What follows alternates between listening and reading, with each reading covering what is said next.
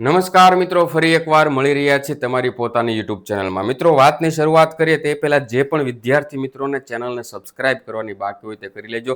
Telegram channel join કરવાની બાકી હોય તે એક કરી લેજો અને ઇન્સ્ટન્ટ નોટિફિકેશન માટે મિત્રો ઇન્સ્ટાગ્રામ પેજને ફોલો કરી શકો છો. હવે મિત્રો, વસ્તુ કેવી છે કે આપણે આના પહેલાના લેક્ચરમાં 30 MCQ જે છે એ સોલ્વ કર્યા, બરોબર? તો ઘણા બધા વિદ્યાર્થીઓ મિત્રોને જે કન્ફ્યુઝન છે ને એ મિત્રો દૂર કરું. હવે વસ્તુ કેવી છે, પ્રિપરેશન કોઈ પણ સ્ટુડન્ટ જે છે ને પાસ થવા માટે પ્રિપરેશન જે છે ને બે પ્રકારે થાય. એમાં પોતાની રીતે બળ કરે. એક 50% જે છે મિત્રો એ બળ ક્યાં કરવું પડે છે પાસ થવા માટે? તો કે સાહેબ રીડિંગ પ્લસ રિવિઝન થવું જોઈએ. એટલાથી પાસ થવાય છે, રીડિંગ રિવિઝનથી ના ભાઈ. એ સિવાય જે છે બીજા 50%ની અંદર જે છે સાહેબ એમને કરવું પડે છે સ્માર્ટ વર્ક. સ્માર્ટ વર્કની અંદર ટેસ્ટ છે, મોક ટેસ્ટ, મોડેલ પેપર છે મિત્રો, બરોબર? બીજા અલગ ચાર્ટ છે, ટેબલ છે, આ બધી વસ્તુ. તો સાહેબ આ શું થયું? તો કે આ થયું હાર્ડ વર્ક અને આ થયું સ્માર્ટ વર્ક. તો હાલ તમે જે કરી રહ્યા છો મિત્રો એ એક પ્રકારે પાર્ટ છે તમારા સ્માર્ટ વર્કનો મિત્રો. અને હું જો કહી દઉં છું ભાઈ, આ તમે જેટલા પણ સોલ્વ કરશો ને મિત્રો, ફરજિયાતપણે આમાંથી પ્રશ્નો હશે ને હશે મિત્રો, બરોબર? પ્રશ્ન સેમ ટુ સેમ ન હોય તો એ ટોપિક હશે મિત્રો. જેમ કે MIC MBC પૂછો તો મિત્રો એ સેમ ટુ સેમ કદાચ પ્રશ્ન ન હોય, પણ એમાંથી મિત્રો એ ટોપિકમાંથી બીજો પ્રશ્ન હોઈ શકે છે. એટલા માટે મિત્રો હવે અહીંયા જે છે મિત્રો આપણે એક પ્રશ્ન પૂછાણો, કાલો ભાઈ આમાંથી નીચેમાંથી કયું એન્ટીકોગ્યુલન્ટ્સ આવે, તો આપણે અહીં સોડિયમ સાઇટ્રેટ કરી તો એટલે મિત્રો પૂરું નથી કરી દેતા. સોડિયમ સાઇટ્રેટ હોય તો એના વિશેનું મિત્રો જેટલું પોસિબલ હોય એટલું આપણે મિત્રો અહીં એક્સપ્લેનેશનમાં ભણી લઈએ છીએ. તો તમારી માટે મિત્રો આ MCQ સોલ્યુશન જે છે મિત્રો એક સોનેરી સાબિત થવાના છે. એટલે મિત્રો છેલ્લે સુધી જોજો. અને અત્યારે સુધી તો ઠીક છે મિત્રો, બટ હવે આગળના જે મિત્રો કુલ આપણે 120 પ્રશ્નો છે એમાંથી 30 પ્રશ્નો પૂરા કર્યા, બરોબર? બાકીના 90 પ્રશ્ન છે મિત્રો એ મિત્રો તમે કરજો, ફ્રી ટાઈમમાં પણ જોજો મિત્રો. ભલે તમારી પાસે ટાઈમ ન હોય તો રાતે સૂતા પહેલા મિત્રો અડધી કલાક આપી દેજો ને પણ જોજો. આમાંથી મિત્રો પ્રશ્નો હશે, તમને એટલીસ્ટ ખ્યાલ આવશે કે કેવા પ્રકારના પ્રશ્નો પણ બની શકે છે મિત્રો. આપણે પંચાયત કર્યું મિત્રો, ત્યારબાદ ગૌણ સેવા કર્યું છે મિત્રો. હું આ બધી વેટ શું કામ ઉતારું છું? હવે અત્યારે ફિઝિયોલોજીના લેક્ચર બાકી છે છતાં આ કરું છું, કારણ કે સમય નથી ને આ વધારે ઇમ્પોર્ટન્ટ છે, બરોબર? આ વધારે ઇમ્પોર્ટન્ટ છે મિત્રો. સમજાય છે મિત્રો? તો તમારું માત્ર હાર્ડવર્ક કામ નહીં લાગે મિત્રો, તમારું સ્માર્ટ વર્ક જોશે ને જોશે. સમજાય છે મિત્રો? હવે તમે સેલ્ફ પ્રિપરેશન કરી રહ્યા છો તો મિત્રો સૌથી તમારે ટફ ટાસ્ક રહેશે. કારણ કે હવે જો વિશાલ ખોડીપાડી એપમાં જેટલા પણ સ્ટુડન્ટ જોડાયા છે એમને લેક્ચર થઈ ગયા છે, રીડિંગ થઈ ગયું છે, રિવિઝન થઈ ગયું છે, ટેસ્ટ થઈ ગઈ છે, મોક ટેસ્ટ થઈ ગઈ છે, ટેબલ થઈ ગયા છે મિત્રો, બરોબર? આ બધી વસ્તુ એક પ્લેટફોર્મ આપ્યું છે કે તમારે આટલી વસ્તુ કરતી જવાની. એ લોકો કરી ચૂક્યા છે. હવે એ કરી ચૂક્યા છે એને પણ જ્યારે મિત્રો આ પેપર સોલ્યુશન નથી આવતા તો એમના માટે થોડું મિત્રો અઘરું રહે. પેપર સોલ્વ કરશો તો મિત્રો તમને આઈડિયા હશે કે આ ઉપર આપણી જે માથે વ્યક્તિઓ બેઠા છે, જે પેપર જે એક્ઝામિનર છે, જે પેપર આપણું કાઢવાના છે મિત્રો, એ કેવા પ્રકારના પ્રશ્નો કાઢે છે, બરોબર છે? યસ સર, સમજાય છે કે નથી મારા વાલા? નથી સમજાતું? ચાલો હવે મિત્રો વાતની શરૂઆત કરી તે પહેલા ફરજિયાતપણે દરેક સ્ટુડન્ટ ગુડ મોર્નિંગ લખી આપો. ભલે સાંજે 6 વાગે જોઈએ કે રાતે 2 વાગે જોઈએ, જાગ્યા ત્યાંથી સવાર ગુડ મોર્નિંગ લખી આપવાનું રહેશે, બરોબર? Yes sir. ચાલો ભાઈ હવે આગળના પ્રશ્નથી આપણે શરૂઆત કરી દઈએ મિત્રો, વધારે સમય નહીં લઈએ. Which of the following anticoagulant is specially used for coagulation study? શેના માટે છે મિત્રો? યાદ રાખજો, કોગ્યુલેશન સ્ટડીઝ માટે છે. Such as PT prothrombin time and APTT active partial prothrombin time. સાહેબ બંનેના ફૂલ ફોર્મ યસ સર પાકા કરી લેવાના છે, યાદ રાખી લેવાના. PT તો સાહેબ પ્રોથ્રોમ્બિન ટાઈમ આવે, પણ અહીંયા મિત્રો ઘણીવાર બધા સ્ટુડન્ટ જે છે ધપ ખાઈ જાય છે. APTT એક્ટિવેટેડ પાર્શિયલ થ્રોમ્બોપ્લાસ્ટિન ટાઈમ, બરોબર? APTT આ બંનેનું ફૂલ ફોર્મ યાદ રાખજો. આના માટે જે છે મિત્રો સ્પેશિયલી કયું એન્ટીકોગ્યુલન્ટ યુઝ થાય છે, બરોબર? હવે આ સાહેબ આપણને ખબર જ હોય, બેઝિક વસ્તુ છે. લેપ્ટેકને ખબર હોય કે સોડિયમ સાઇટ્રેટ જે છે મિત્રો, બરોબર, લાઇટ બ્લુ વાદળી કલર જ કહેવાય છે ને, હા સાહેબ, એના ઢાંકણાવાળી જે સોડિયમ સાઇટ્રેટ જે છે એ બધી કોગ્યુલેશન સ્ટડી માટે યુઝ થાય છે, બરોબર? હવે આ સોડિયમ સાઇટ્રેટ ખાલી મહત્વનું નથી, એની અંદરનો રેશિયો છે, 2 રેશિયો આવે. આ બંને રેશિયો યાદ રાખવાનો, 3.2% અને 3.8%, બરોબર? અને આ જે છે કોગ્યુલેશન ટેસ્ટ જેવા કે PT, APTT, INR, fibrinogen and D dimer જેવી વગેરે ટેસ્ટ માટે સાહેબ સોડિયમ સાઇટ્રેટ જે છે યુઝ થાય છે મિત્રો. સમજાય છે મિત્રો? બ્લડને ક્લોટ થવા દેતું નથી, એન્ટીકોગ્યુલન્ટમાં EDTA કરતા પણ વધારે મિત્રો સારી ઇફેક્ટ આપે છે. સમજાય છે મારા વાલા વિદ્યાર્થી મિત્રો? Yes sir. ચાલો નેક્સ્ટ પ્રશ્ન. સાહેબ વસ્તુ કેવી છે કે which of the following structure prevent food from entering the respiratory tract during swallowing? સાહેબ તમે જે કાંઈ કોળીઓ જે છે ખાવ છો, બરોબર, તો ખાવ છો તો શરૂઆતમાં એક જ ટ્રેક હોય છે, પછી જે છે સાહેબ બે ટ્રેક અલગ અલગ પડે છે. એક તમારી શ્વાસ નળી હોય છે ને એક તમારી અન્ન નળી છે. તો તમારે ખોરાક બધો ફેફસામાં તો ભેગો કરવાનો નથી, એટલે કે સાહેબ ઈ જે છે શ્વાસ નળીમાં એન્ટર થવો ના જોઈએ. ઈ ક્યાં? તો કે સાહેબ અન્ન નળીમાં જે છે મિત્રો ઇસોફેગસ ની અંદર એન્ટર થવો જોઈએ ને આગળ જે છે જતા મિત્રો શેમાં? તો કે લીવરમાં જવો જોઈએ. બટ અહીંયા જો મિત્રો ભૂલથી પણ આની અંદર આવી જાય શ્વાસ નળી અંદર તો તમારો કોળિયો જે છે મિત્રો પાછો ફેંકી લે, તમને ઉધરસ આવી જાય, પાછું બધું બહાર આવી જાય. એટલા માટે ભગવાને અહીંયા એક રચના કરી છે સાહેબ, એને આપણે ગુજરાતીમાં કહીએ તો એને ઘાંટી ઢાંકણ કહેવાય. પ્યોર ગુજરાતી કહી દો, લ્યો ભાઈ, ઘાંટી ઢાંકણ કહેવાય લગભગ, હો ભાઈ, એવું કંઈક છે. બરોબર. હવે આ વસ્તુ શું કરે? તો કે સાહેબ આ વસ્તુ જે છે શ્વાસ નળીની અંદર ખોરાક જે છે આવી ના જાય. જમતી વખતે જો બંને વસ્તુ સાથે થાય કે અહીંયા બરોબર કોળિયો પોછો ને શ્વાસ લેવાનું થયો તો આ બધું અંદર જાય, એ ના જાય એટલા માટે મિત્રો એપિગ્લોટિસ નામની રચના, ઘાટી ઢાંકણ નહીં કહેવાતું એવું મારા ખ્યાલથી મિત્રો, એનું ગુજરાતી નથી આવડતું. એપિગ્લોટિસ જે છે મિત્રો, બરોબર, એની રચના આવેલી હોય છે. એ જે છે શ્વાસ નળીમાં તમે લીધેલો ફૂડ ખોરાક જે છે મિત્રો એને એન્ટર થવા નથી દેતો. એ ક્યાં? એમ કે ભાઈ તું તારી જગ્યાએ જતો રહે. ક્યાં? તો કે અન્ન નળીની અંદર. Okay. Epiglottis is a flap of elastic cartilage. શેનો બનેલો છે? તો કે elastic that close the opening of larynx during swallowing, preventing food from entering the trachea. સાહેબ શ્વાસ નળીની અંદર એન્ટર થવા દેતું નથી. ઓકે. Yes sir. 123મો ખરેખર મિત્રો પ્રશ્નો જે છે ઈઝી છે. શું છે? પ્રશ્નો જે છે મિત્રો અહીંયા ઈઝી છે. હવે હું તમને કેવું કરીશ, એક પ્રશ્ન હોય તો એ પ્રશ્નમાં બીજા બે પ્રશ્ન પણ મિત્રો, એકાદો પ્રશ્ન હું તમને સાથે પૂછી લઈશ જેનો તમારે ફરજિયાતપણે કમેન્ટ્સમાં મિત્રો જવાબ લખવાનો છે. ઓકે. Yes sir. 123મો પ્રશ્ન. Which of the following vein is most commonly used for venipuncture in adults? બરોબર કે સાહેબ આપણે બ્લડ કલેક્ટ કરવાનું છે, જે તે દર્દી મારી પાસે આવ્યું છે, રિપોર્ટ કરવાનું છે, તો મારે એના પાસેથી બ્લડ લેતી વખતે કઈ મોસ્ટ કોમન વેન જે છે હું યુઝ કરીશ, ખાસ કરીને એડલ્ટ્સની અંદર? સાહેબ આપણને ઘણા બધા ઓપ્શન આપ્યા છે, બરોબર, એમાંથી આપણને ખબર છે કે કઈ? તો કે મીડિયલ ક્યુબિટલ વેન છે મિત્રો. આ મોસ્ટ કોમનલી યુઝડ છે સાહેબ. હું એમ કહું કે આ એક વેન છે, આ બીજી વેન છે, બરોબર, અને આ જે છે વચ્ચે જે છે આ છે. આ કઈ છે? તો કે મીડિયલ ક્યુબિટલ વેન. તો સાહેબ આ વેન જે છે એનું નામ તમારે કમેન્ટ્સમાં લખવાનું છે. આ વેન જે છે એનું નામ કમેન્ટ્સમાં લખવાનું છે, બરોબર. અને આ મીડિયલ ક્યુબિટલ તમારી ફર્સ્ટ પ્રાયોરિટી છે. એના પછી બીજા નંબરની પ્રાયોરિટી જે છે એ કઈ હોવી જોઈએ, અને ત્રીજા નંબરની પ્રાયોરિટી જે છે કઈ હોવી જોઈએ, આ કમેન્ટ્સની અંદર લખવાનું છે તમારે. શા માટે જે છે આને છેલ્લે રાખવામાં આવે એ પણ જણાવો.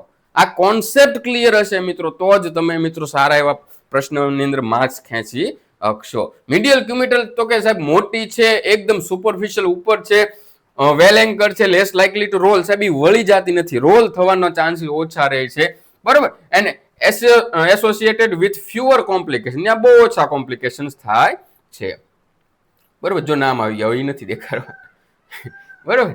Yes sir. 124મો પ્રશ્ન સાહેબ પંચાયતની અંદર પણ આ પૂછાણો તો, આની અંદર પણ આ પૂછાણો છે, બે જગ્યાએ પૂછાણો છે, અને એ છે મિત્રો શું છે?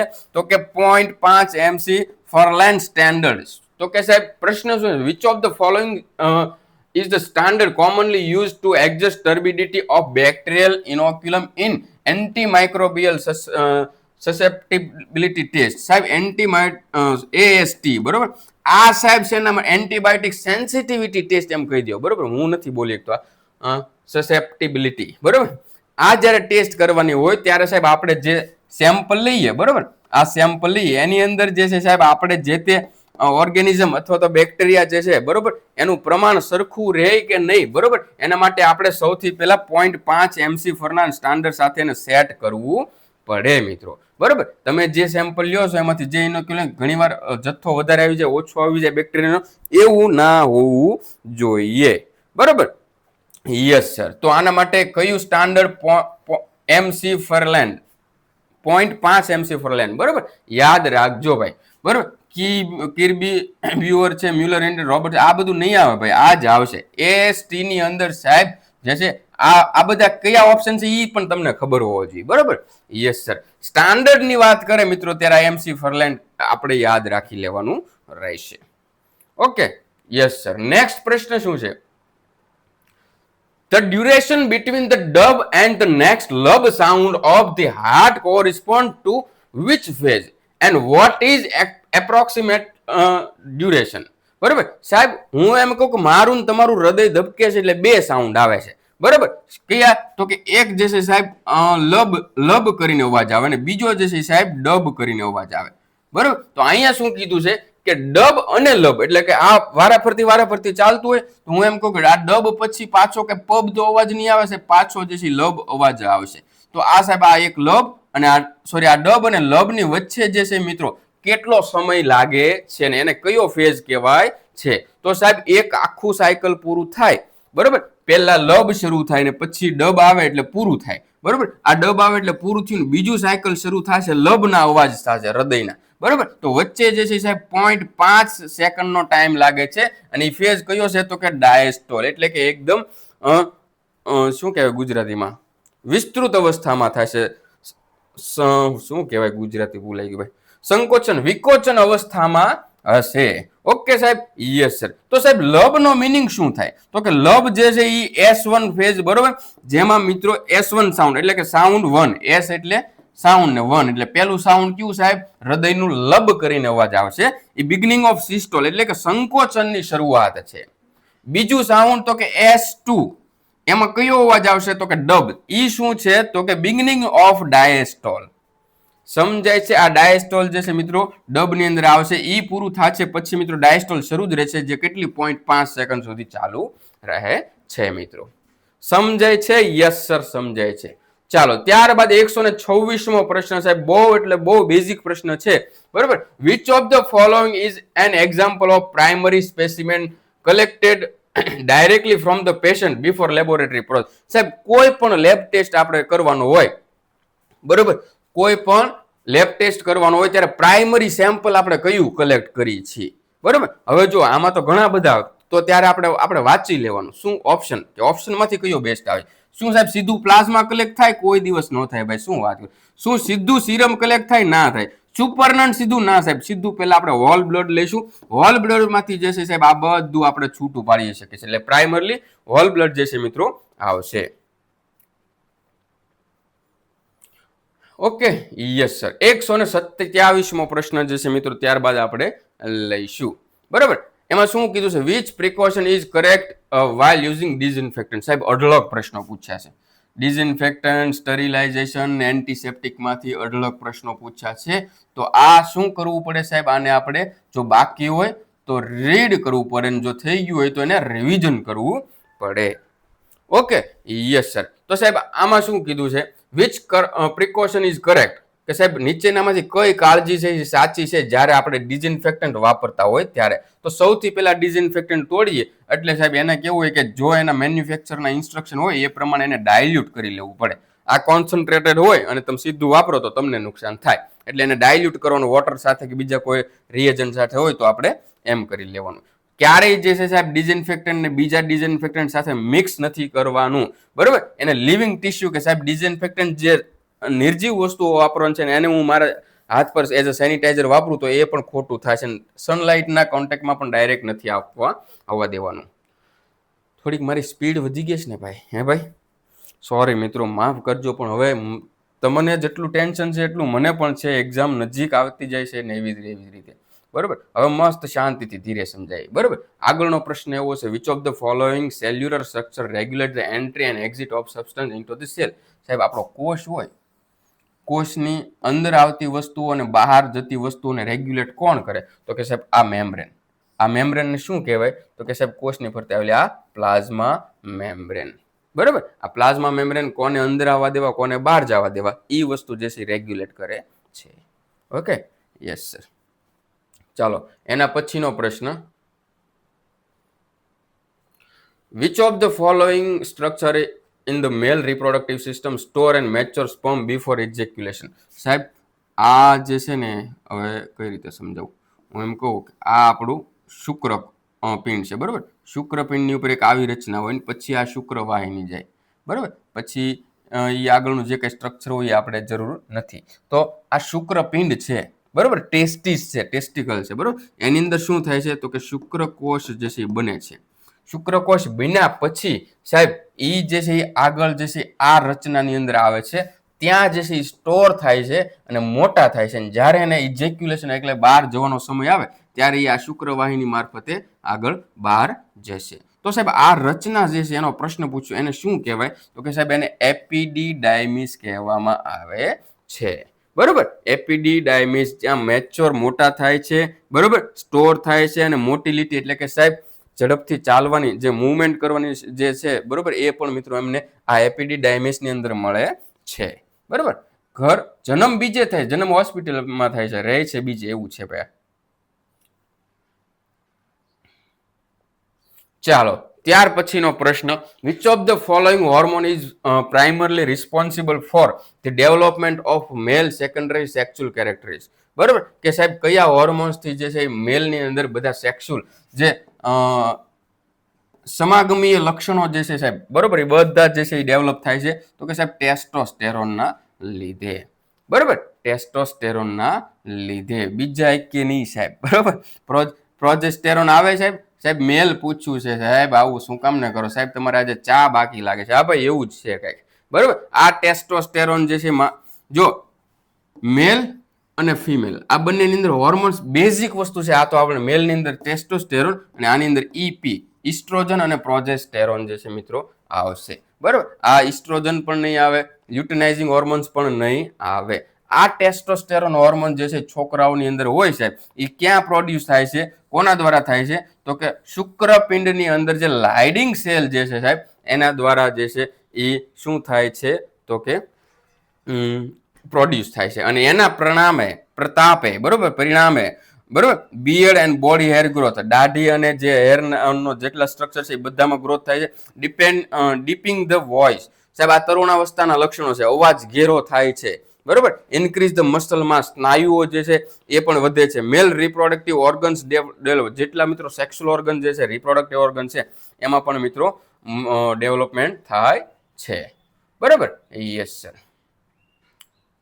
ચાલો ત્યાર પછીનો પ્રશ્ન છે મિત્રો 131મો પ્રશ્ન, which of the following is an example of parental route of drug administration. આ શેનું છે તો કે સાહેબ ફાર્મેકનું છે. ફાર્મેકમાં આપણે વાંચી જઈશું, બરોબર. બટ થોડું ઘણું માઇનોર એવું સમજશું કે જ્યારે આપણે ડ્રગ જે છે મિત્રો, બરોબર, example of the parenteral route of drug administration, કે જ્યાંથી આપણે ડ્રગ જે છે, દવા જે છે એન્ટર કરી શકીએ, એના માટેનું બેસ્ટ એક્ઝામ્પલ જોઈ તો સાહેબ એ છે આઈવી, ઇન્ટ્રાવેનસ. આપણે વેન થ્રી મિત્રો સીધું આપણે આપી શકીએ છીએ, બરોબર. તો સાહેબ આ પેરેન્ટલ રૂટ થયા. પેરેન્ટલ રૂટ કેટલા છે તો કે સાહેબ બધા આપણને ખબર છે. એક છે આઈવી છે, એક છે આઈએમ છે, બરોબર. આઈવી, આઈએમ, એસસી ને આઈડી. આઈવી એટલે સાહેબ વેઇનમાં સીધું આપવાનું, ઇન્ટ્રાવેનસ. મસલ્સમાં આપીએ ને ઇન્ટ્રામસ્ક્યુલર કહેવાય. ઇન્જેક્શન આપણે કેમ આપીએ છીએ, આ એક વેઇનમાં આપીએ છીએ, એક આપણે અહીંયા સીધું 90 ડિગ્રીના ખૂણે આપણે આપીએ, એ મસલ્સમાં હોય,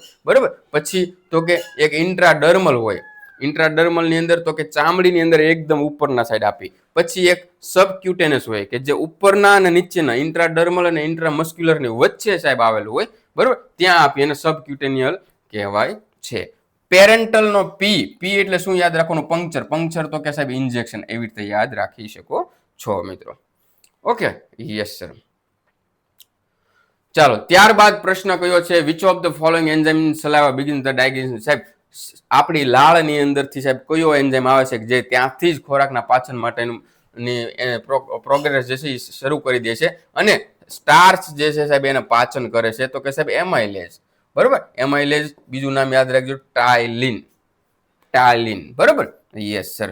પેપ્સિન, લાઇપેઝ, ટ્રિપ્સિન, સાહેબ આ આપણે આગળના નીચે આવેલા હોય છે, જઠર અને આંતરડામાં આવેલા છે. સલાઇવરી એમાઇલેઝ જે છે સાહેબ સ્ટાર્ચ ને જે છે માલ્ટોઝમાં ફેરવે છે, બરોબર. તો યાદ રાખજો ભાઈ, સ્ટાર્ચ હોય, બરોબર, એને માલ્ટોઝની અંદર ફેરવે છે. મોઢાની અંદર સાહેબ એમાઇલેઝ આવેલો હોય છે એન્ઝાઇમ. જઠરની અંદર, સ્ટમકની અંદર પેપ્સિન આવેલો હોય છે અને પેનક્રિયાઝની અંદર સાહેબ ટ્રિપ્સિન અને લાઇપેઝ આવેલા હોય છે મિત્રો.